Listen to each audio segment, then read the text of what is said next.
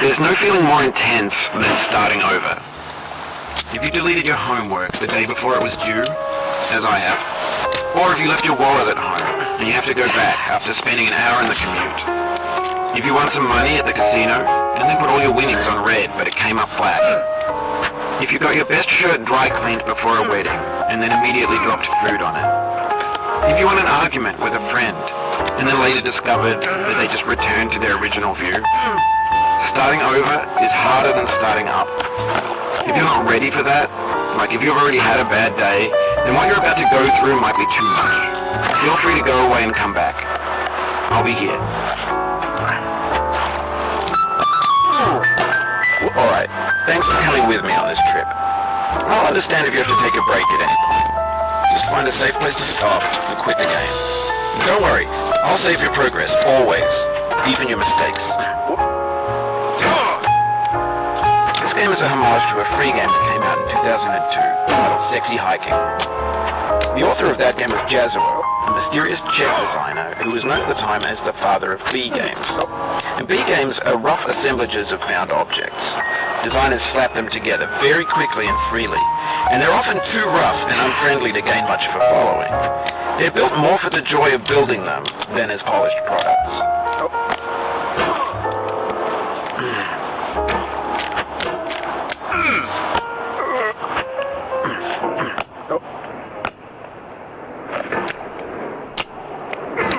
In a certain way, Sexy Hiking is the perfect embodiment of a B game. It's built almost entirely out of found and recycled parts, and it's one of the most unusual and unfriendly games of its time. In it, your task is simply to drag yourself up a mountain with a hammer. And that act of climbing, in the digital world or in real life, has certain essential properties that give the game its flavor. No amount of forward progress is guaranteed. Some cliffs are too sheer or too slippery. And the player is constantly, unremittingly in danger of falling and losing everything.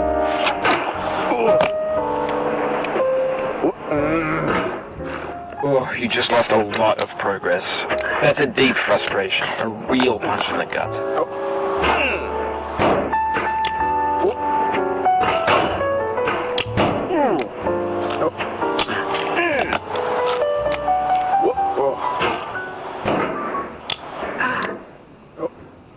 Oof, sorry about that.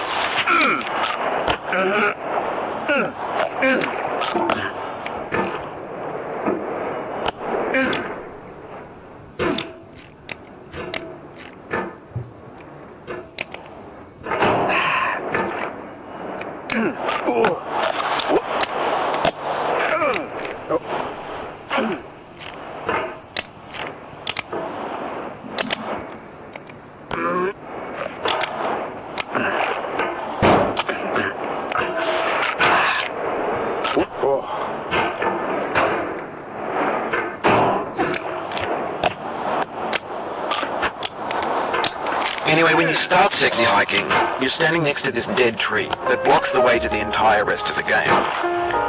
It might take you an hour to get over that tree, and a lot of people never got past it. You prod and you poke at it, exploring the limits of your reach and your strength, trying to find a way up and over. And there's a sense of truth in that lack of compromise.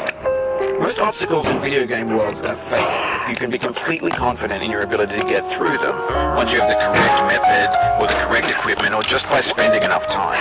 In that sense, every pixelated obstacle in Sexy Hiking is real.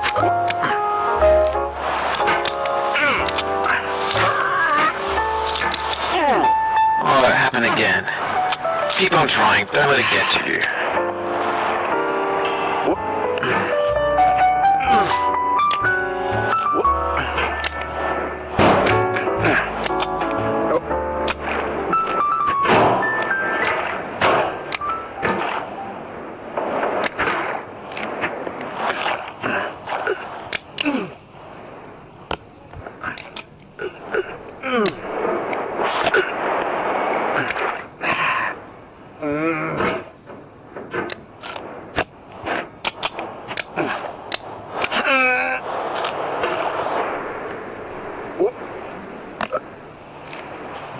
This thing that we call failure is not the falling down, but the staying down.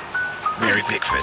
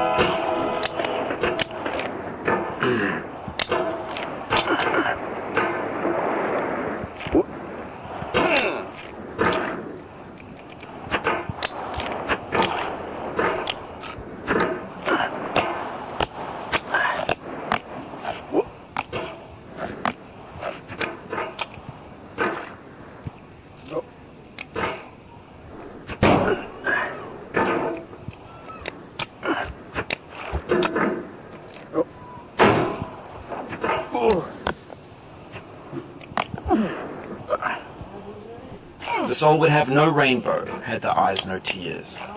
John Vance Cheney. The pain I feel now is the happiness I had before. That's the deal. C.S. Lewis.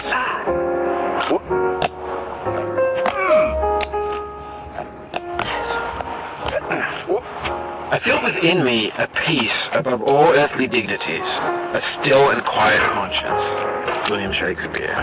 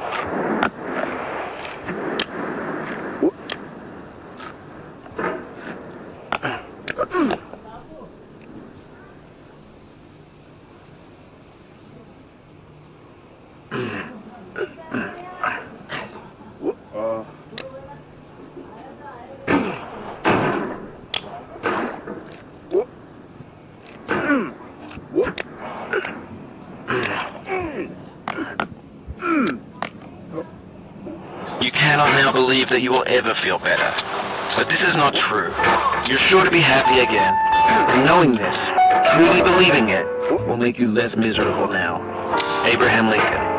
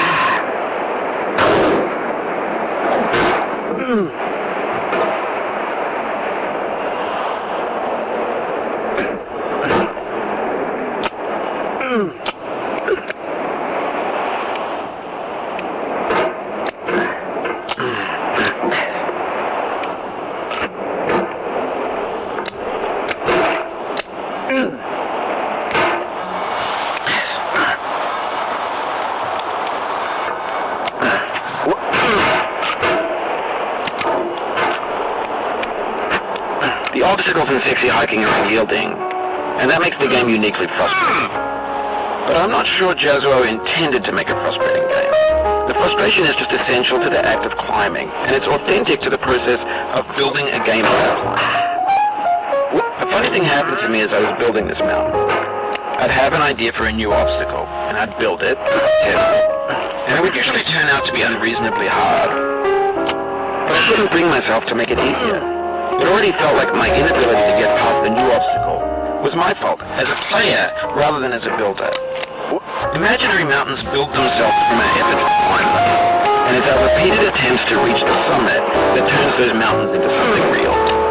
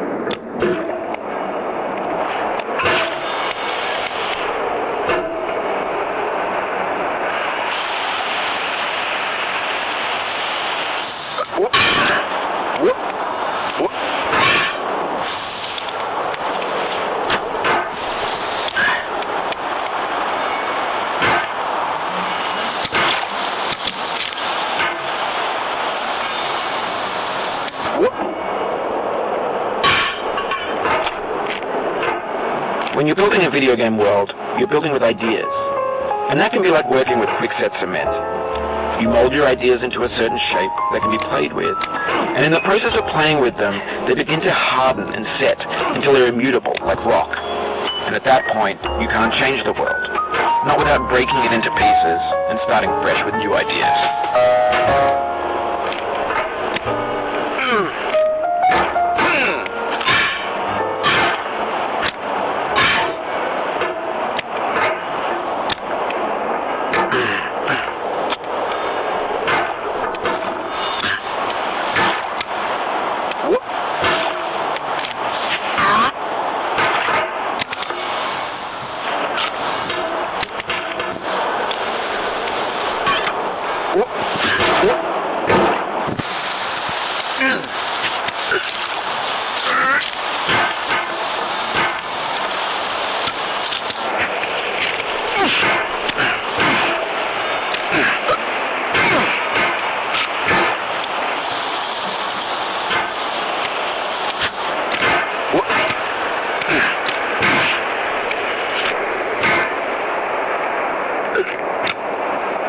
Do not stand at my grave and cry.